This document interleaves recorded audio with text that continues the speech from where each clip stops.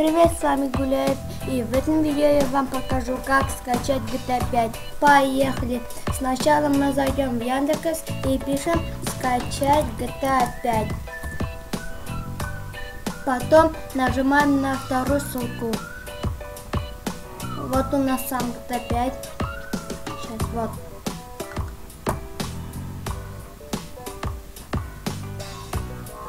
Вы нажимаете скачать.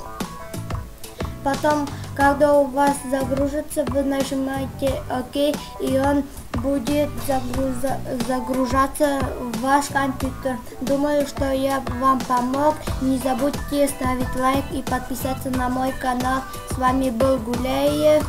И всем удачи, всем пока.